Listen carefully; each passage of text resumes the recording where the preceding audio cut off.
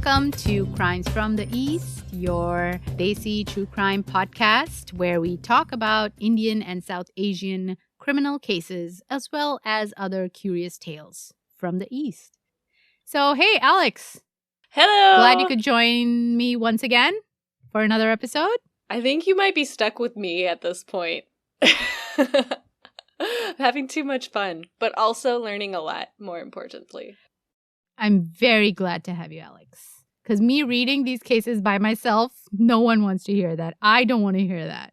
I want to hear it. No, but I want to also wildly speculate with you, always.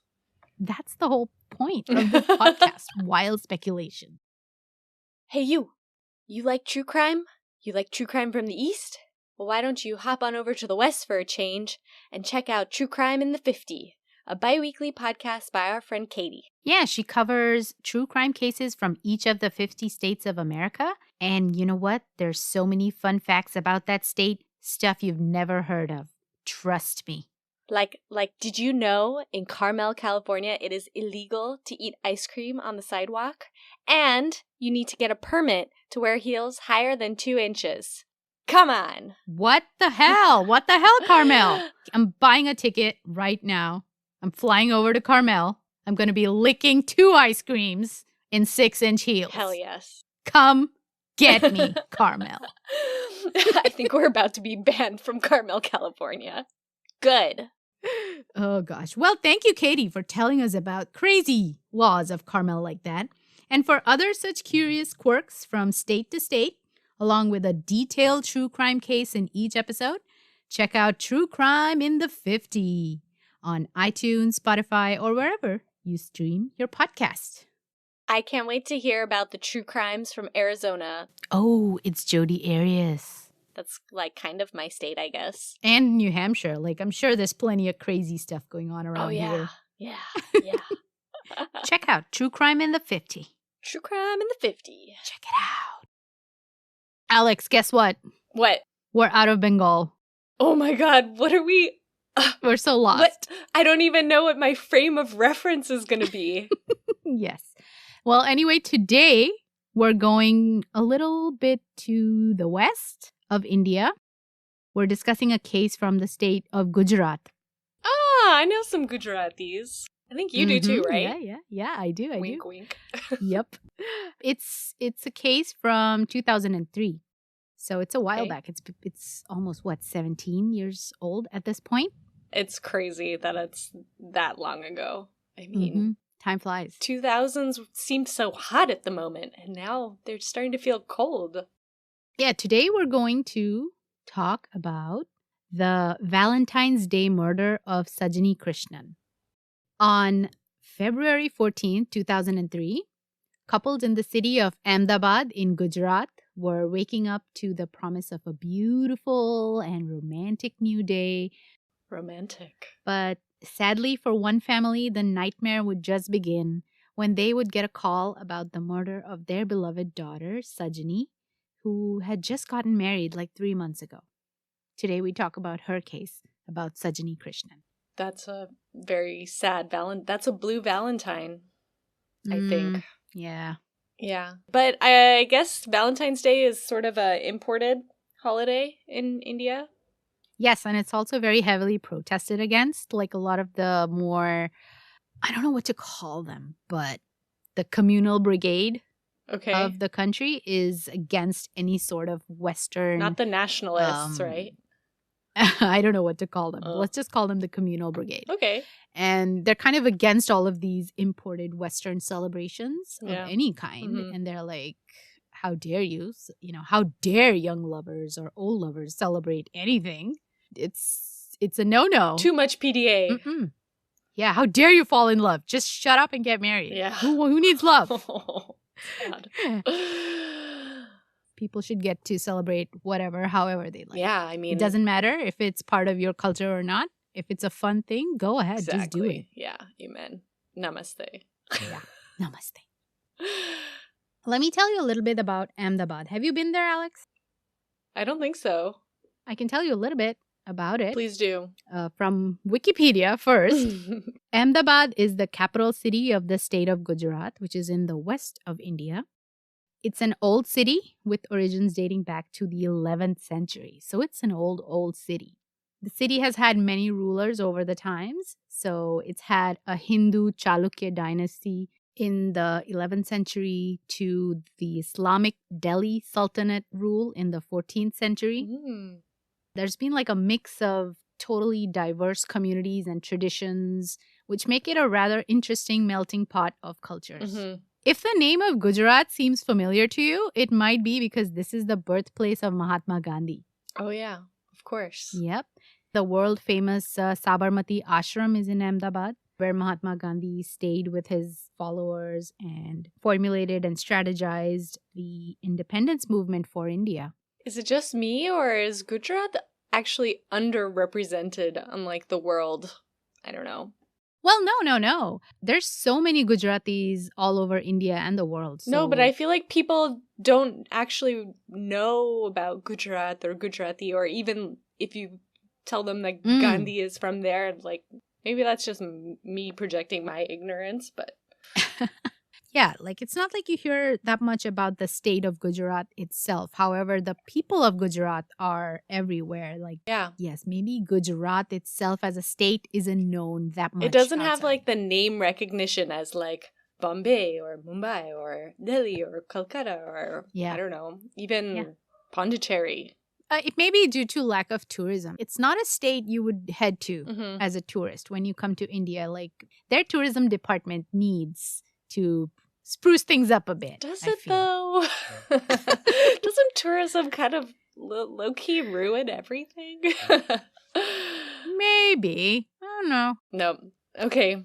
Over time, Ahmedabad established itself as the home of a developing textile industry, which earned it the nickname of Manchester of the East. Oh.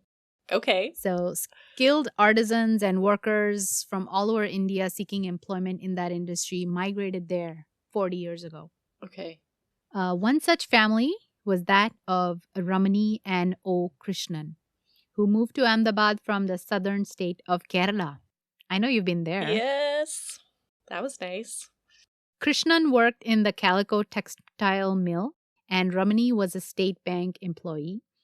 Together, they raised two daughters, Rajani and Sajini. Sajini was the younger of the two siblings, and she was a good student. She graduated with a commerce degree and was a diploma holder in accountancy. She was excited to be financially independent. She landed a well-paying job, a stable job at a private bank in Ahmedabad. She was a reserved person and, owing to her traditional upbringing, chose to find a husband through an arranged marriage, as is commonly done all over India. Yeah. So, typically, a family would use matchmakers or rely on the good word from family and friends to find prospective partners for their sons or daughters. Great care is taken to match them on various socioeconomic aspects as well as on Hindu Vedic charts to see if their stars align favorably.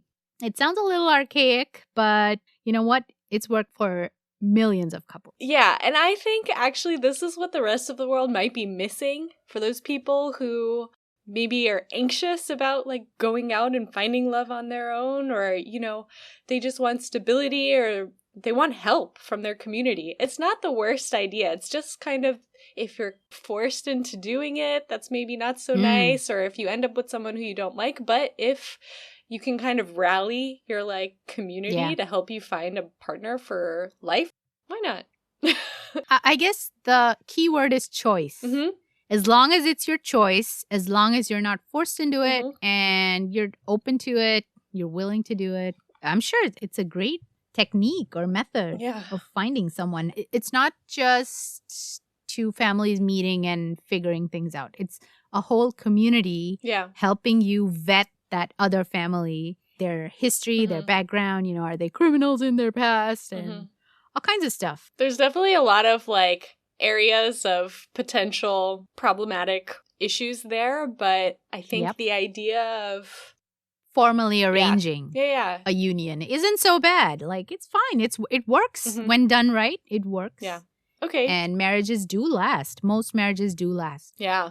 This is just one of the ways that two people can meet. Yeah. That's all. Yeah, totally. I don't know if it's unique to India. I don't know if other countries have this arranged marriage system. I'm sure they do. Yeah, I'm sure they do. I think most countries at some point had an arranged marriage system. It was just like selling off the daughter to whoever wanted to, like, whoever had the most goats. Most goats. Bringing it back.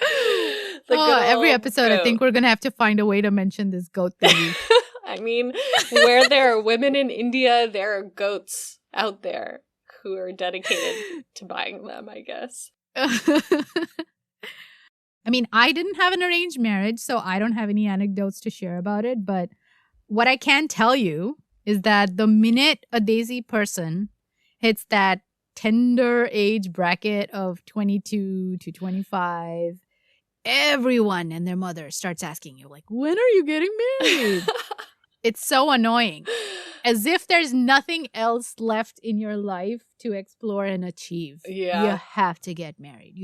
If you don't, something is wrong with you. Mm-hmm. Like, you're the outlier. It's a huge next step in a young person's life. And the community around them is very, like, gung-ho about seeing it through. You Why? might call it oppressive. Not like oppressive, but like claustrophobic about it. I don't know. Yeah. I was lucky. I never had that pressure. People were like, oh, Alex has a job?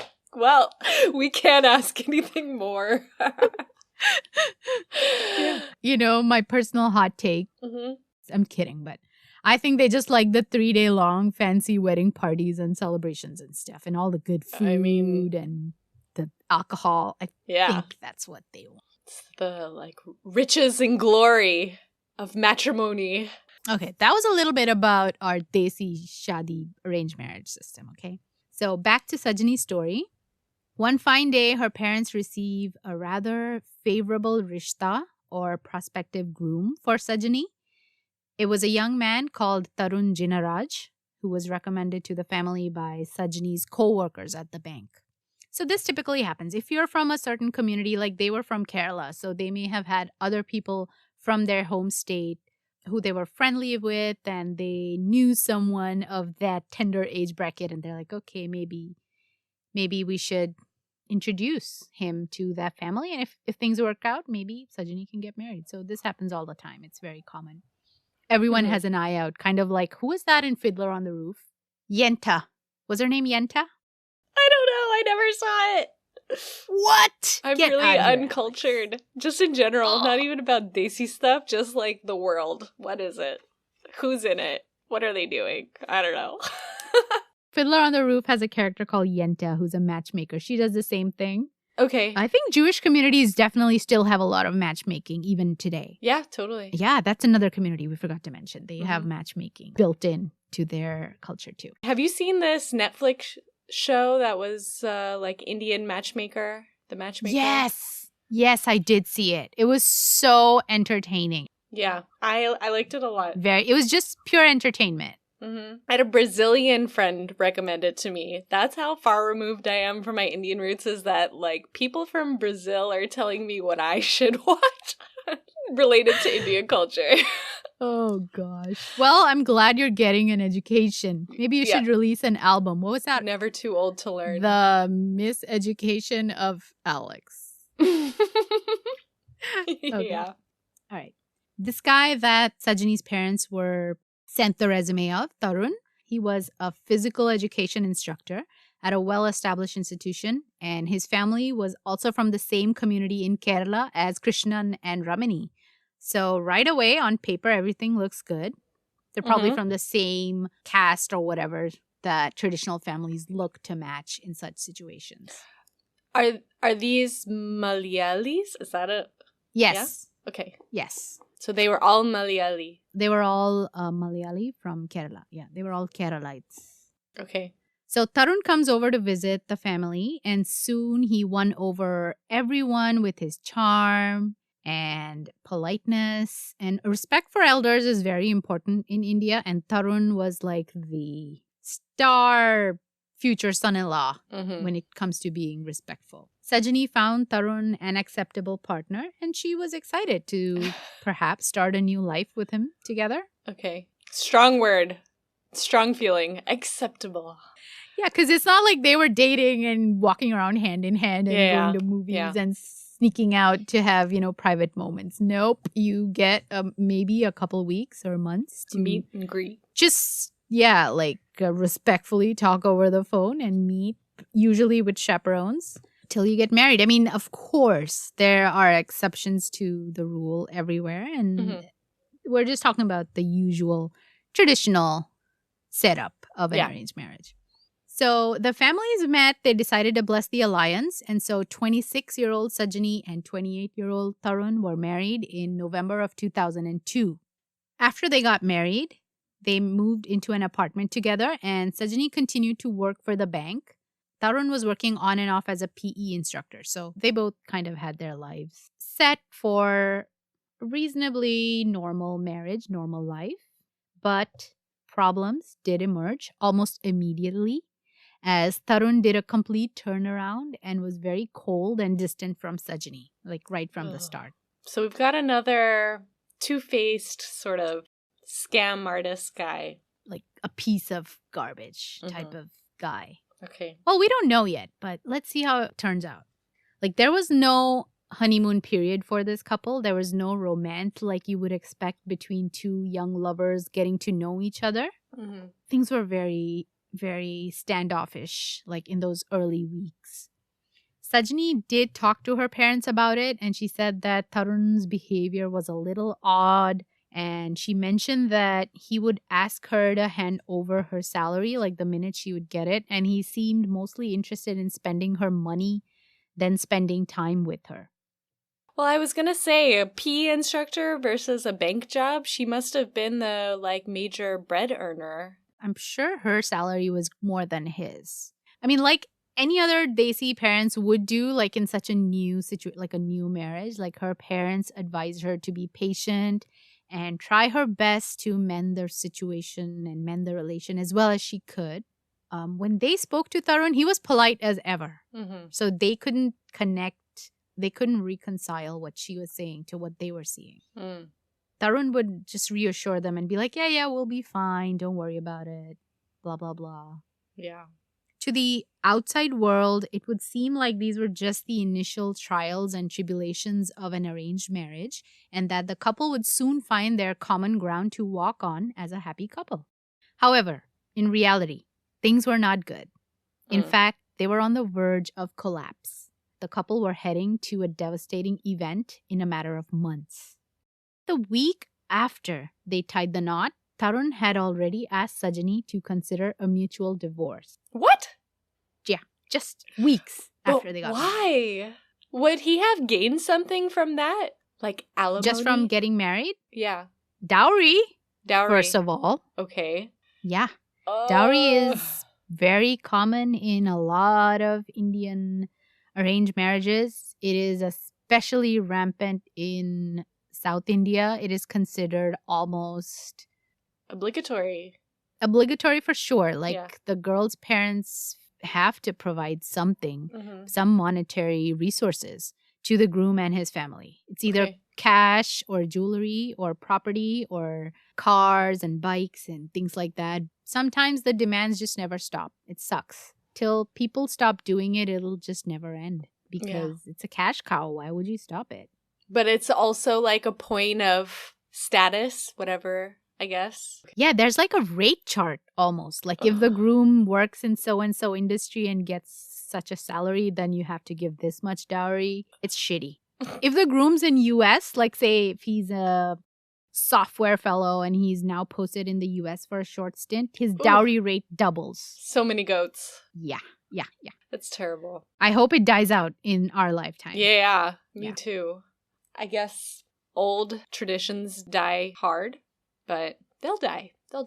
I'm optimistic. So he wanted a divorce a week after they got married. Super fishy, because he sounds like a gaslighter, probably. And a con artist of some kind, just like Biren from last week. Just a guy who was up to no good. I mean, this is so out of the blue. Who does that? You get married, all la-di-da, let's get married.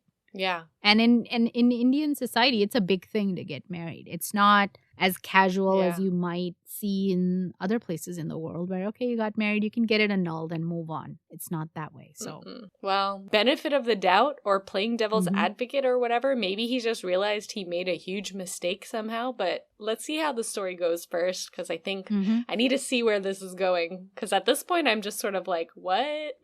When Tarun tells her about this divorce idea, Sajini is shocked and shattered, and she refuses the idea. She suggests that they work on whatever issues they have or they think that they have. Divorce was not a viable option, especially in the traditional community that they were part of. 20 years ago, right? This is almost 20 years ago. Yeah. Divorce would almost always leave the woman in a disadvantaged position in Indian society, and she would have had a hard time finding a partner again, even though she was young, because questions would be raised about her and not Tarun. What did she do? She's a woman. In 1 week, I don't think she could have done that much, or would have had to be really bad. Yeah, it is a patriarchal society, so she would be at the losing end of that equation. It's not an easy decision to take for her. Thankfully, things have improved a lot, and the stigma attached to divorce is not as severe as it used to be.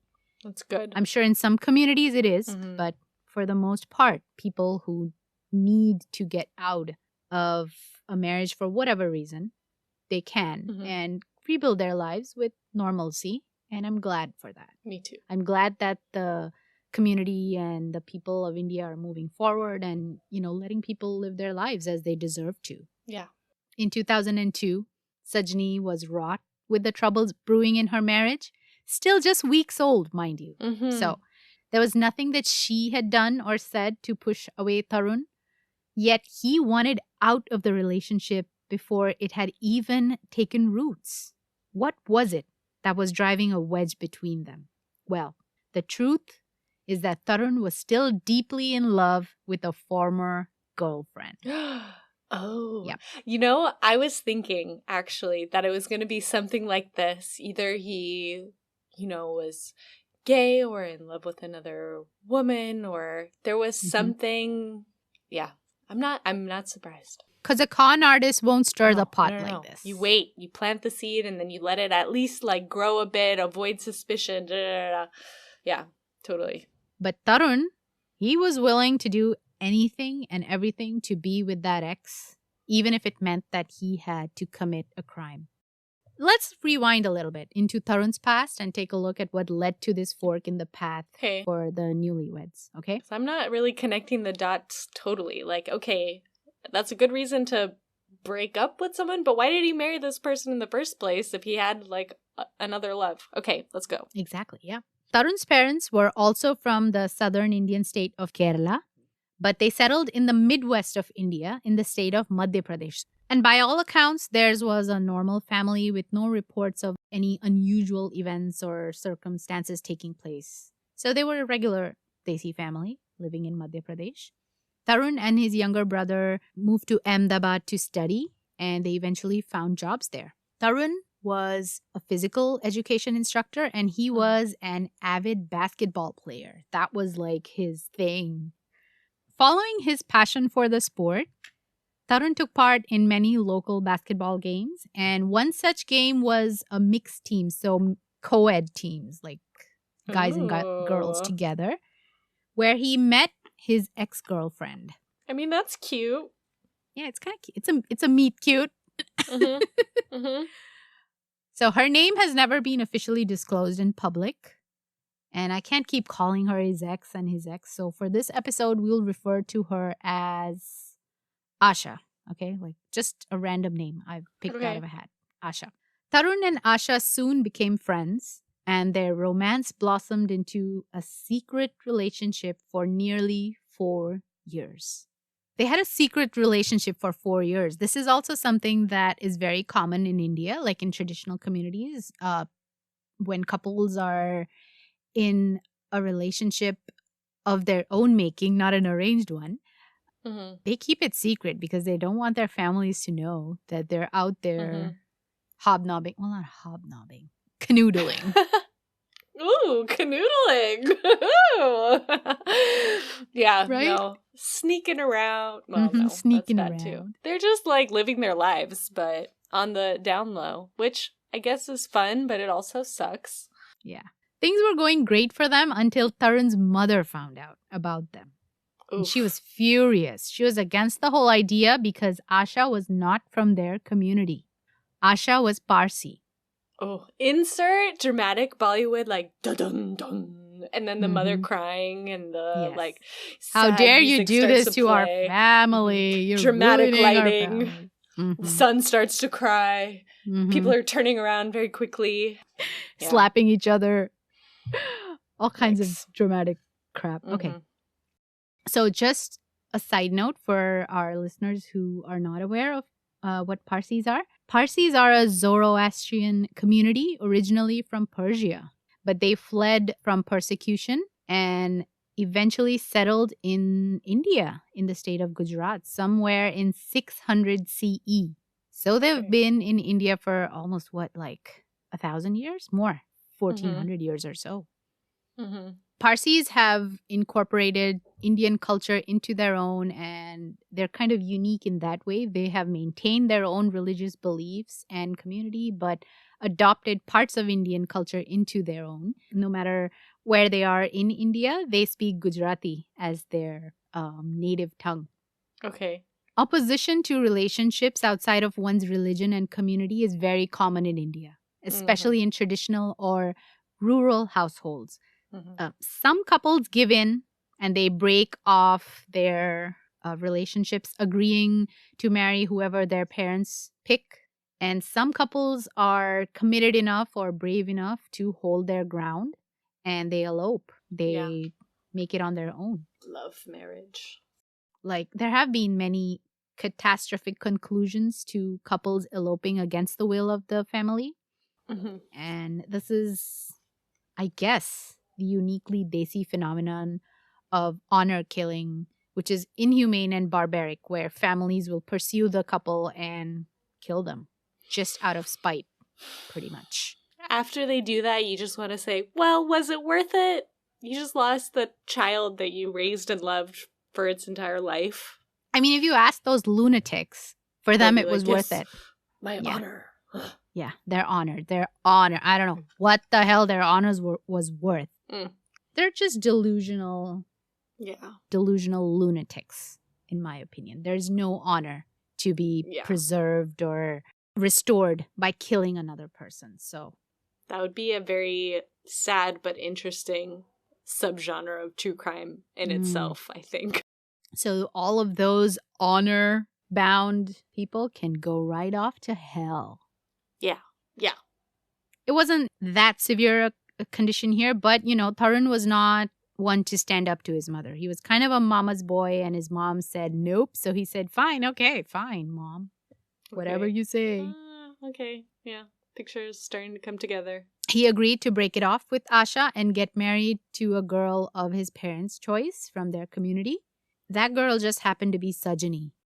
Secretly, though, he harbored feelings of regret and resentment towards the whole ordeal. And actually, Asha and Tarun continued their secret relationship, even despite him talking to Sajini and their families discussing the marriage and everything. They kept in touch over phone calls. So one day, when Tarun and Asha are speaking, Asha tells him that she too is now getting married soon through an arranged marriage in a few months. This is actually the point when Tarun agreed to marry Sajini, thinking his relationship with Asha has come to an inescapable end and there's no way forward for them whatsoever. She's getting married, so fine, I'll get married too and we'll kind of part ways. I bet he didn't like that. So he gets married to Sajini first. A few days after the wedding, Tarun called Asha again, of course, because why wouldn't he not? Yeah. But he was shocked this time to hear that her arranged marriage had not gone through. A glimmer of hope. The fact that Asha was still single while Tarun was now trapped in a marriage that he had no interest in hit him like a ton of bricks. Asha's cancelled marriage gave Tarun a glimmer of hope that they could have their happily ever after if somehow he could extricate himself from his marriage. Okay, well, it all lines up, doesn't it? What an idiot. Instead of kind of making peace with the decision that him and his family and Sajini and her family have now taken, Yeah. this guy's getting desperate like, oh no, my girlfriend is still single. She's still available. Cowardice? He created the situation? Ugh. Okay, so then what happened? So this is when he approached Sajini with the idea for an amicable divorce, which she refused. Sajini was ready to accept him, flaws and all, like any Indian wife would usually do, right? Like it makes one wonder why she didn't just leave. But remember that this is happening in a society where she would not be accepted with arms wide open if she did walk out. So it wasn't an easy or quick decision for her. Maybe over time, she may have agreed. We don't know. Like, Yeah. it's only been a few weeks. Yeah. Right? Like she's thinking in her mind, we'll work this out, whatever it is. Maybe we'll fall in love. We'll make it work. This guy is just at a whole level of desperation, which she wasn't aware of, basically. Okay.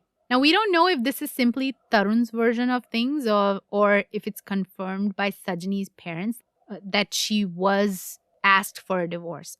Okay. In the articles that I read, it isn't clear if Sajini and the divorce, if that was something she discussed with her family and confirmed about it, or if this is just something that Tarun's telling us.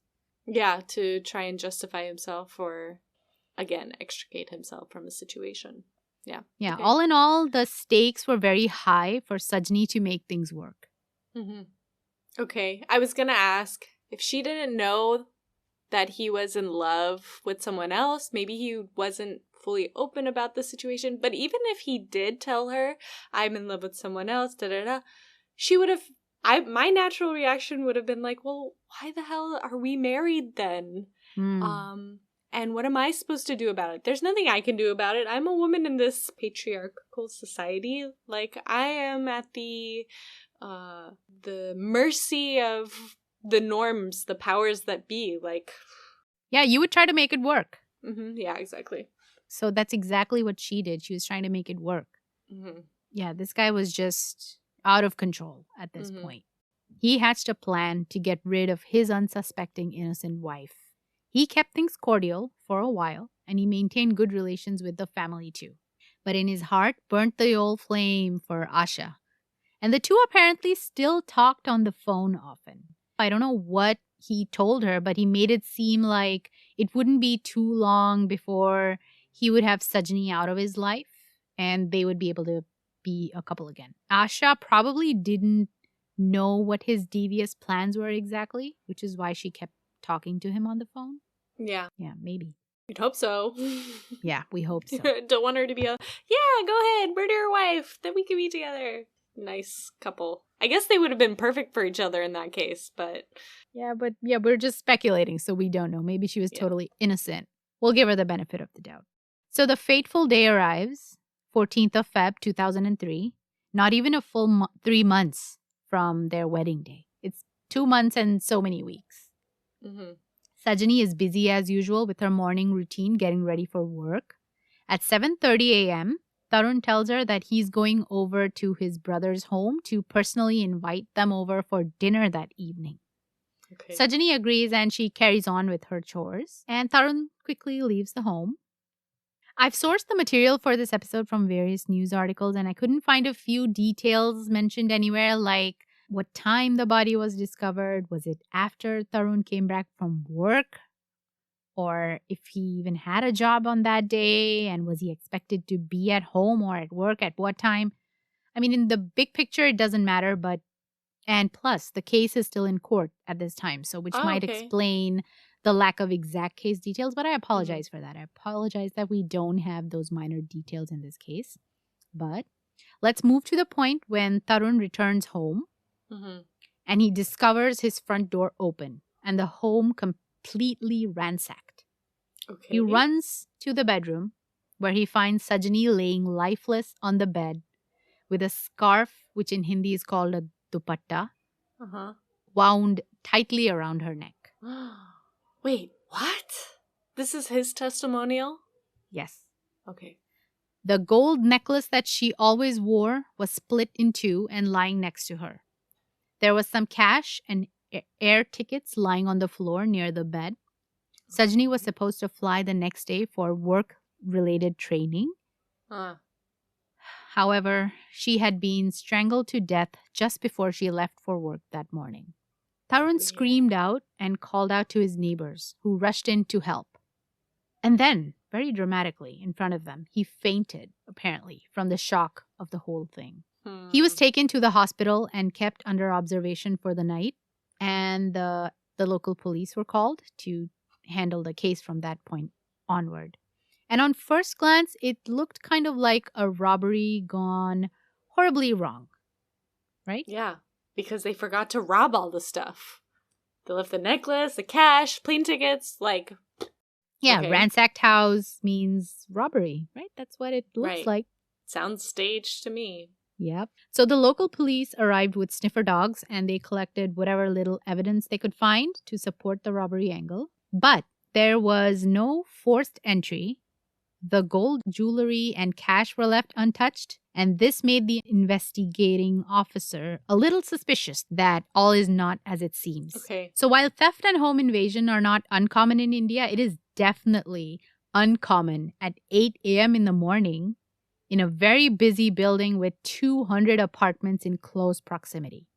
In such cases, right, the husband or partner is always the first suspect.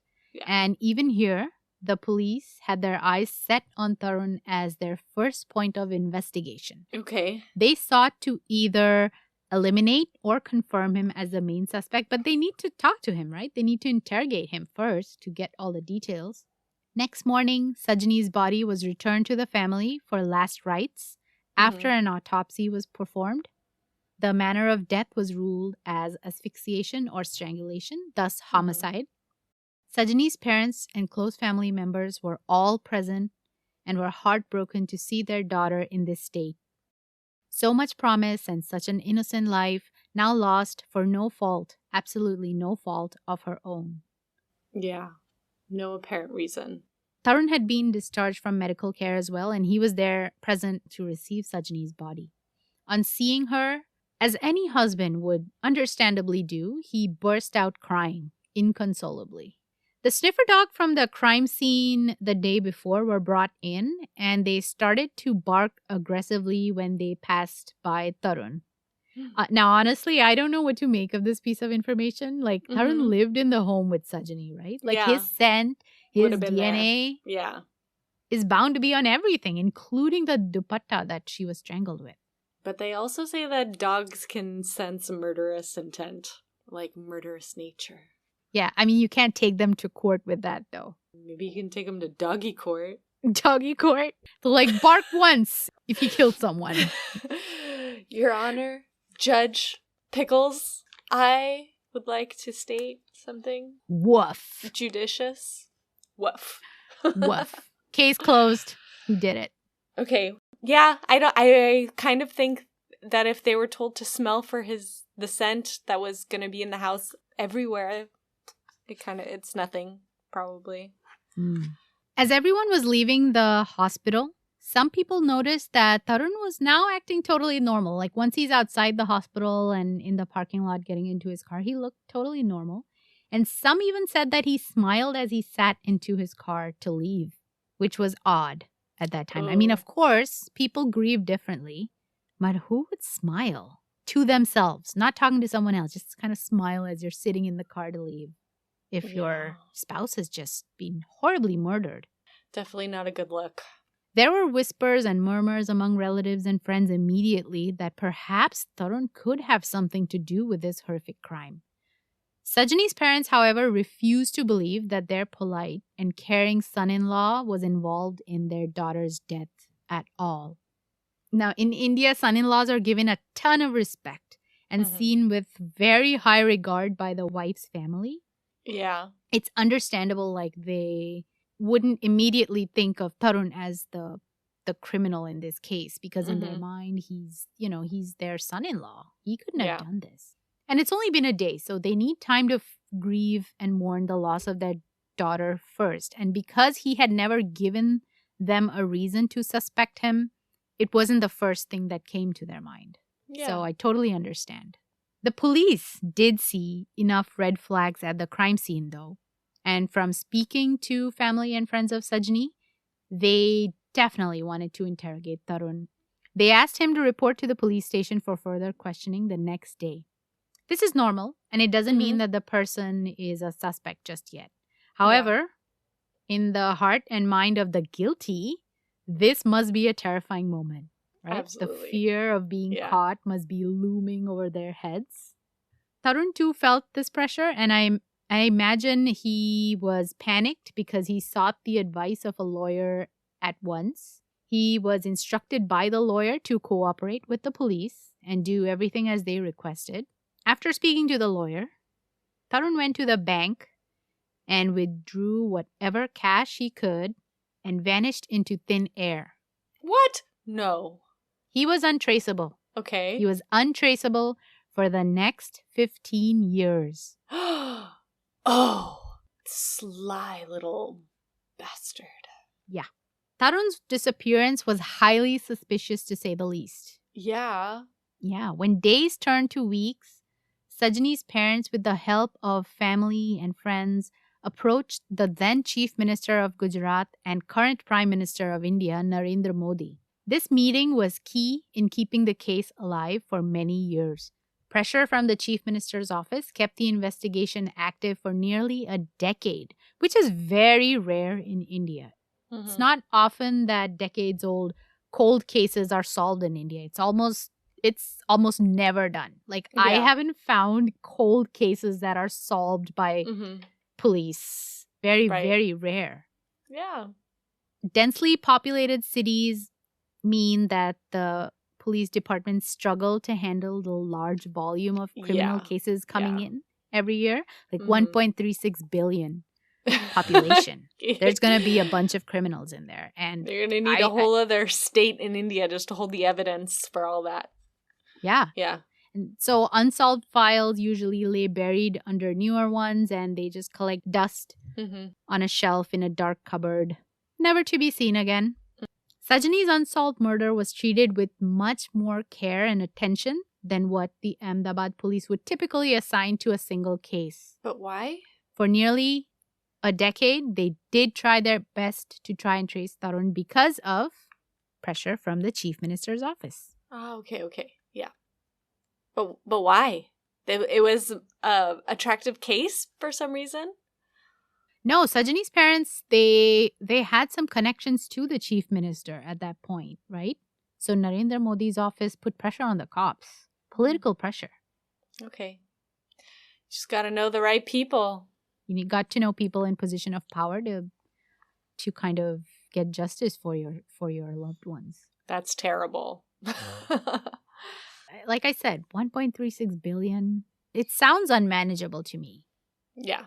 Definitely. I'm sure there are incompetent and bumbling cops all over the place, like everywhere else in the world, but I think that number does play a part in making things hard for them to solve every single crime. But if every single cop was doing their duty with utmost sincerity and integrity, I'm sure they can solve cases. It's not like they lack the resources or technology. The motivation. Well, that's actually what I was thinking. Like, they must kind of lack the resources and technology, because if they could kind of, at this point, have a lot of cases digitalized and, I don't know, let the computers help. Right now, they do have all the latest techniques in play. However, it being applied to every case, I'm not sure. I'm not sure it's being applied to every case. It depends on the commissioner of police in that area, if he is savvy with all the latest techniques, if he has access to those resources, and if he's motivated to use them, right? Like, there has to be he shouldn't be apathetic to crime in their area. Yeah. Thankfully, Sajini's case did receive some attention, and they did try to trace Tarun. His pictures were sent out to police stations of 5 different states where he had known contacts. Okay. The police knew of at least one identifiable injury on his middle finger, like he had injured it in a basketball game. Haha. Yeah, it had never healed correctly, so his finger couldn't bend fully. Okay. I can't picture it, but I guess like if you try to bend his finger, it would stay stiff. So they're just going around like pulling on people's fingers. No. He's just going around flipping the bird to everyone, like unintentionally. Did they know about Asha, the ex-girlfriend whose name we don't actually know? Yep, they eventually did find out about her and they did talk to her. So yeah, we'll get there. Okay. Yeah, let's talk about it. Police extensively questioned all his contacts in Madhya Pradesh where his family is settled and even extended family in Kerala, but they found no clues. It was as if the person called Tarun Jinaraj had completely disappeared off of the face of the planet after 15th Feb 2003. Sajini's parents were now retired and in their late 70s. They were understandably unable to pursue the light of justice for their daughter with the same vigor as a decade ago. But their son-in-law, Shashidharan, who was married to Sajini's older sister Rajini, he took over as the official spokesperson for the family and the legal pursuant of the case against the murderer of Sajini. Aww, brothers. He didn't hold back when it came to putting pressure on the police department to make sure that they were working towards solving Sajini's case even a decade later. In 2015, there was a change of guard. Okay. Deputy Commissioner of Police, or DCP, Deepan Bhadran, took charge and reviewed some high-profile cold cases that he could tackle. He at least was taking a look at cold cases. I mean, hats off for that. Yeah. I'm so glad that there are amazing cops out there like him who care about cases, even if they're old. DCP Deepan knew that a decade of searching for Tarun Jinaraj and not finding a trace of him meant only one thing. I quote, "Both of the earlier investigating teams targeted Tarun, who has cleverly killed his real identity. It's a waste of time to target Tarun. Instead, we decided to focus on an alternative target and work towards that. Our target was Tarun's mother, Annamma." Okay. DCP Deepan formed a team of officers from the crime branch of Ahmedabad, one of whom was a tenacious and detailed chasing Inspector Kiran Chaudhary. They put traces on all communication to and from Tarun's family and close friends, and this was not a small undertaking, by the way. It was a list of like 4,000 phone numbers that they were tracing now. They knew Tarun had always been a devoted and dutiful son. Little mama's boy? Yeah, a little mama's boy. So a small contingent of undercover constables, they rented an apartment above Annamma's home in Madhya Pradesh. Yeah. They continuously and cautiously surveilled her movements and established cordial relations with everyone in the building to gather information discreetly that way. Wow. Another team of officers posed as census data collectors for the government. They asked the neighbors about Annamma's household, like who lives there and what goes on. A neighbor who was a close friend of Annamma revealed that unfortunately Annamma's husband had passed away in 2009 suddenly. And the interesting fact that she spilled out was that Annamma had 2 sons and she was in touch with both of them. Oh shit. Ha! We got him! Then this neighbor also told the officers that Annamma made regular trips to Bengaluru and she knew 2 families there as well. And the second contact in Bengaluru was a lady called Nisha Menon, who lived in BTM Bengaluru with her husband Praveen Bhatele and their 2 young children. Now, the connection between Annamma and Nisha wasn't very clear. How did they know each other? The eager neighbor had actually met Nisha and her children when Annamma had introduced them to her. Okay. Explaining that Nisha was her niece. The police checked this lead and found it to be completely false. Annamma didn't have any such niece. However, Nisha Menon was a real person with a real family. I thought this was going to be Asha for a second. No. Oh. That'd been crazy. Asha. No, why would Asha be in touch with this idiot's mom? Like, because it was the new daughter-in-law on the down low. Oh, okay. That's what you thought. Okay, no. No. So from the phone taps, the police determined that Annamma received calls from Bengaluru almost weekly from 2 different numbers. One was registered to Nisha Menon, and the other was an office phone number registered to the tech giant Oracle. Oh. Yeah. So this weekly chat session made no sense to the cops. This sounds like some mama boy stuff. Like, who at Oracle could possibly be chatting away with Annamma for 20 to 30 minutes every week? Definitely a mama's boy. Yeah, it's not as if Oracle's marketing department is like, hello, auntie. Do you need a database? How are you doing today? Nope. That's not happening every week. Yeah. When Inspector Chaudhary sent a request to Oracle to identify this desk number, they came back with a name, Praveen Batele. This was Nisha's husband. So Praveen Batele was now a good lead for Inspector Chaudhary and his team to follow up on. A detailed trace on that name revealed surprising results. There was a real Praveen Batele who lived in Ahmedabad and worked as a physical education instructor. Wait, what? Curious, right? The crime branch scoured the social media accounts of Nisha, but they couldn't find a single picture of her husband. It was always her and the kids, but her husband Praveen was conspicuously missing from all group family photos. After gathering all these leads in 2018, Inspector Chaudhary knew that they were onto something, so he heads out to Bengaluru. He made an appointment to go meet this Praveen under some false pretext at the Oracle office.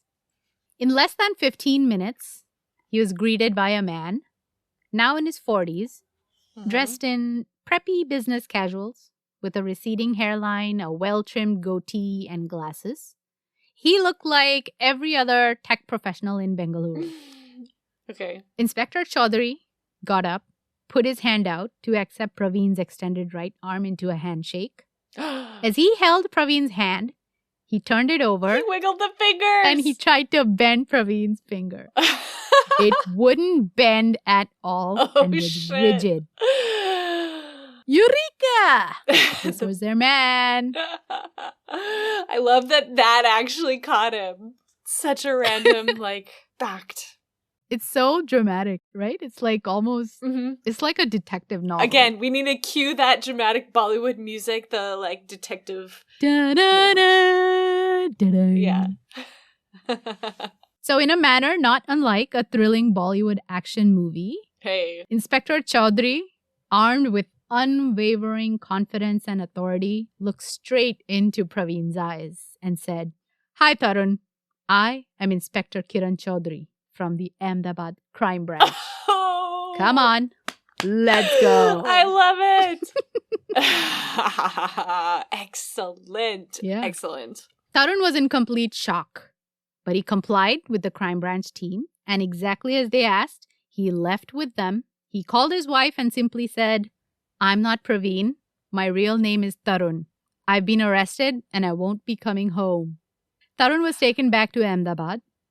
Once he was formally charged, cases were registered against him under sections 302, 304B, 498, and 2110 for murder, demands for dowry. He was charged with a bunch of things related to the murder. Fraud and murder, basically, sounds like.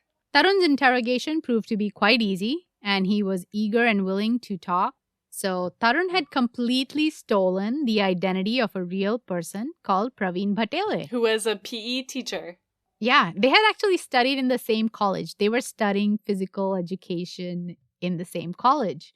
When Tarun was on the run after he committed the crime, he had stayed with Praveen for a few weeks. Praveen wasn't aware that Tarun was on the run and the police were looking for him because it was only a few weeks after. Tarun stole all of Praveen's original education documents and other identity documents, which he quickly used to get a passport made in Praveen's name, but with his own picture. Wow. What did Praveen think he was visiting for? I wonder what his backstory was. Tarun's. Yeah, he probably said, "Hey, I need a job. Can you help me out? You know, we were old college buddies. Give me a job, whatever, blah, blah, blah." Never trust your old college buddies. That's the lesson to be learned here. They're all murderers. They're all murderers. They're all murderers. He used that identity of Praveen Batele and established himself as a tech professional. He moved to Pune and worked at Oracle's Pune office, where he met Nisha Menon. Okay. So what happened with Asha, though? Like, he did all this for this other woman and he ends up with a third whole other person? Mm-hmm. What the hell? Yeah.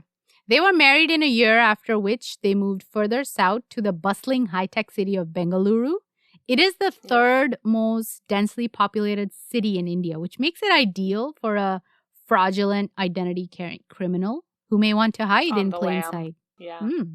Tarun had managed to lay out such a convincing new life on Praveen's name that he even passed the visa interview and checks to travel to the United States.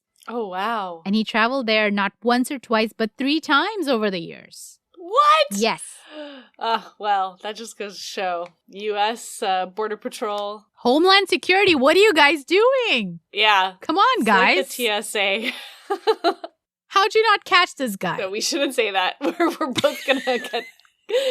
I'm not gonna be let back in. You're gonna get kicked out. No, I mean, We're just kidding. Yeah, You're great. Homeland Security never made any mistakes ever.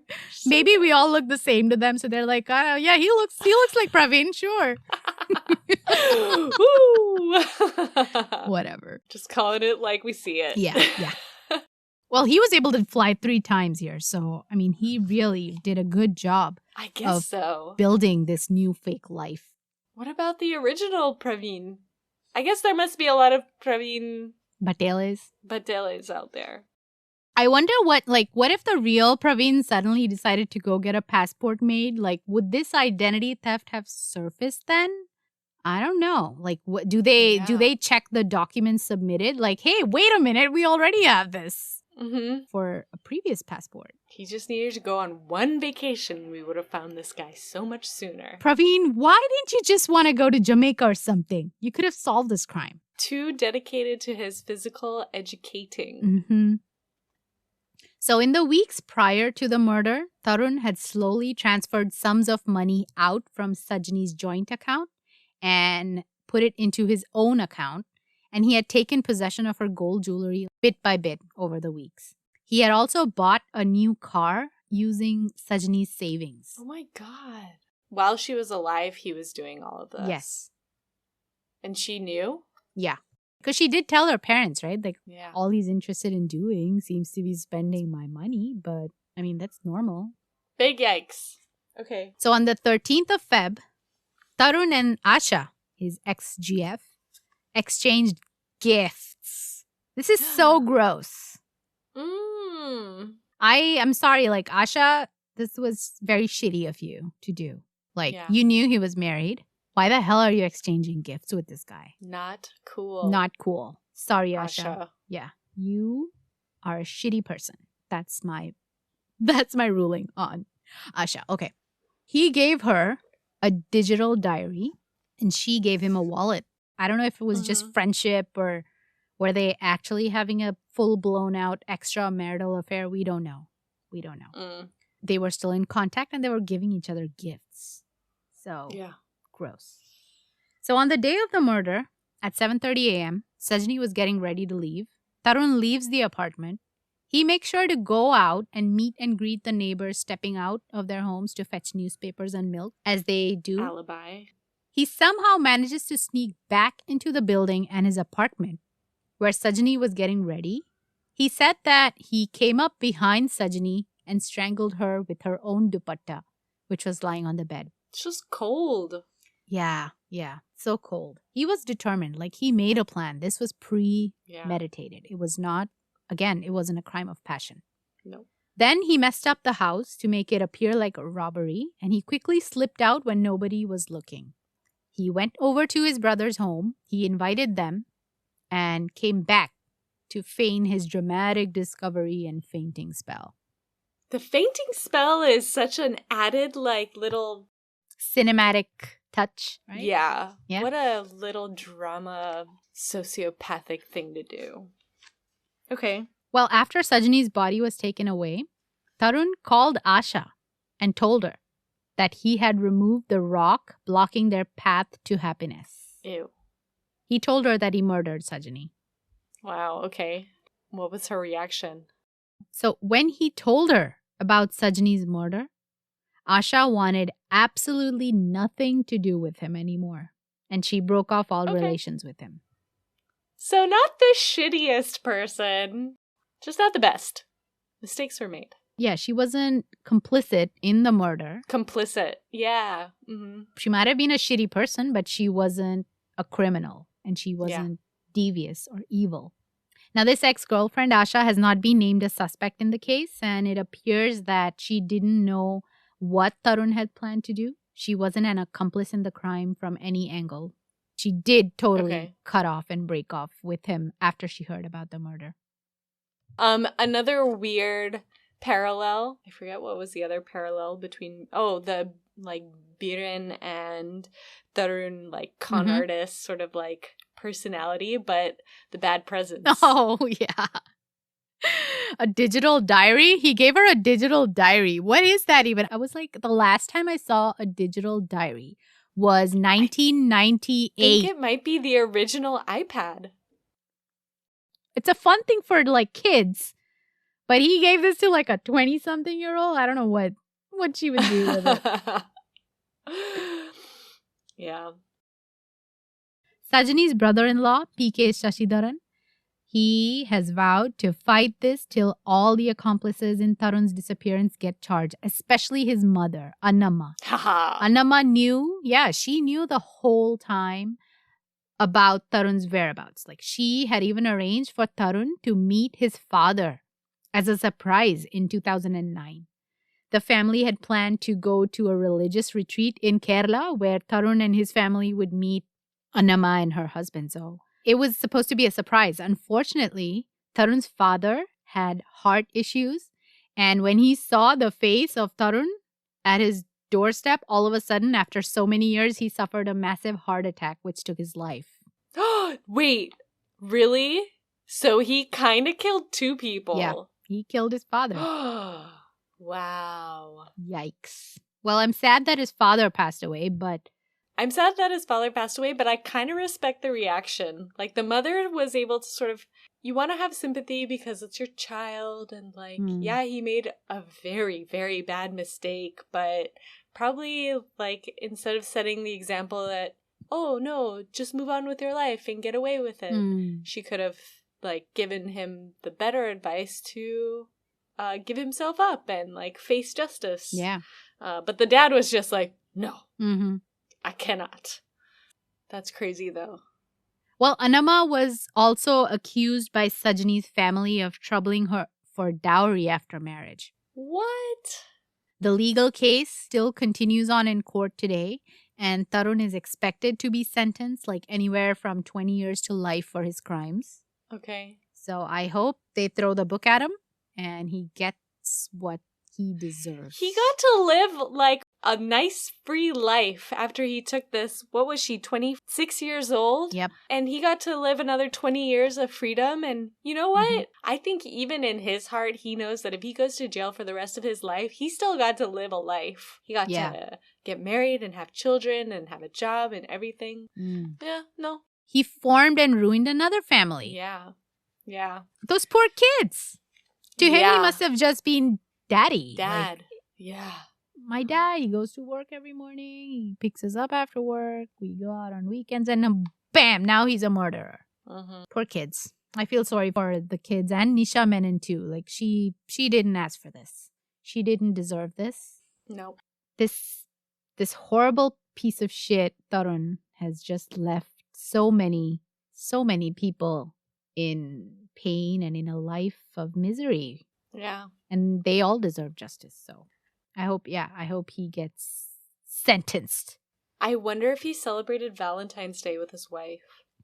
Oh my God. Wouldn't that be messed up?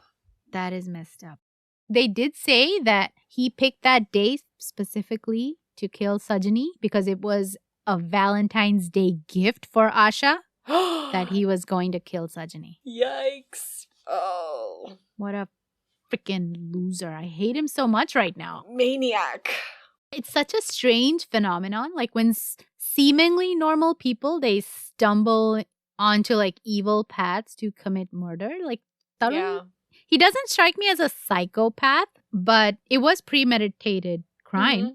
But for the simple purpose of getting rid of a spouse for a new girlfriend, like we see the same selfish motive and evasion tactics in so many cases, like those of convicted killers like Scott Peterson or Chris Watts, Mhm. where they murdered their wives for a new girlfriend. Like, Yeah. what is wrong with these horrible men? Like, why don't they Wow. just suck it up, file for divorce, if it's not amicable, whatever. Yeah. Let it go to court, figure it out. This might be somewhat related to the whole, like, mama's boy personality, too. You don't get what you want, so you act out. Everything is allowed to you. People who don't understand consequences and who think that they're above it all. Yeah. Their ego is just so inflated that they figure, fine, we'll just get rid of this little problem. Yeah. And then our life will be golden after. Mm-hmm. Just get out. Like, you don't have to commit murder. You could pretty much do everything he did minus the murder. Just disappear. Disappear, yeah. Go away. Move to Fiji. Almost thinks that his mom was in on it because she wanted the dowry money or something. And she maybe couldn't have gotten it if he disappeared without the murder. I don't know. Maybe. Maybe she helped him right from the start. We don't know if she was complicit in this in any way. Yeah. So, yeah, they're all just shitty people. These two people, at least we know. These two guys are definitely on our South Asia shit list. Yeah. They deserve all the curses we can afford on this show without getting struck for violent language. Okay. So that was it. That was the Sajini Krishnan Valentine's Day murder case from 2003. There were a surprising number of twists and turns for me, but then when I look back, I can only imagine how many Bollywood movies there are that actually, like, shot for shot, respond to this case, coincide with this case. So for the Bollywood corner today, I found two movies that have elements of infidelity and murder. They are not connected to this case or play out in the same way as this case does. Mm-hmm. The theme is infidelity and murder. Okay. The two I'm recommending today are quite thrilling. They're decently made and they're entertaining to watch. The first one is called Murder 3. This is a third installation in a series of movies called Murder. All the movies are not related to each other. It's like an anthology almost. Okay, so we don't need to watch Murder 1 and Murder 2. Just Murder 3. You should. Okay. They are entertaining movies. Sign me up. But they're not related. You don't need to watch one to enjoy the other. So Murder 3 is a 2013 Hindi psychological thriller. It's a remake of a fantastic, unique Colombian movie called The Hidden Face. Ooh. So a couple, they move into a beautifully restored mansion and the wife discovers a secret room which has one-way mirrors looking into the bedroom and the bathroom. Ew. The husband doesn't know about this. She discovers it on her own. And of course, like a bumbling fool, she gets trapped in there, unbeknownst to her playboy husband. Oh, I can see where this is going. That's, convenient for the two-way mirror. Yeah, I don't want to give out any more details. You have to watch the movie to find out what happens next. Yeah, Murder 3. Go watch it. Okay. The next movie that I'm recommending is Ittifaq. It's a 2017 police procedural starring Akshay Khanna as the skeptical investigator who has to crack the case of murder in a home invasion type scenario where everything is not as it seems. Yeah, I believe it's pronounced what the fuck? What the fuck? Ittifaq? Ittifaq. Ittifaq, okay. Ittifaq means coincidence. In this movie, a man suspected in the murder of his wife is on the run. And he barges into the home of a woman called Maya just to kind of get away from the cops. He doesn't know her. He just barges into her house. Something fishy happens. And this suspect now finds himself entrapped in yet another murder, which he may or may not have committed. Interesting. Out of the frying pan into the fire type situation. Yeah. So, yeah, watch Ittefaq to see what happens next. Okay, adding it to my list. Yeah, and that is it for our short Bollywood corner for this episode. You can find references to everything I mentioned in the show notes on our website, and you can also find a few pictures of Tarun and Sajini on our Instagram. You can write to me at crimesfromtheeast@gmail.com and follow the podcast wherever you listen to podcasts. Don't forget to tell your friends, tell your enemies, and even that pestering neighborhood auntie who keeps asking you when you're getting married. Tell her too. Grab your kids. Grab your wife. They're telling murder stories out here. Yeah.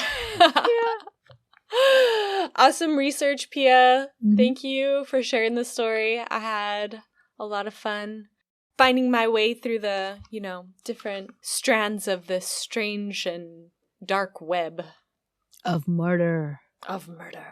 The husband did it.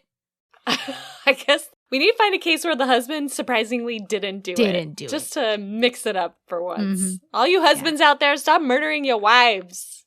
Leave us alone. All right. Well, this is Pia, and with me is Alex, and we shall see you next week in another episode of True Crime with a little masala and spice. Namaste.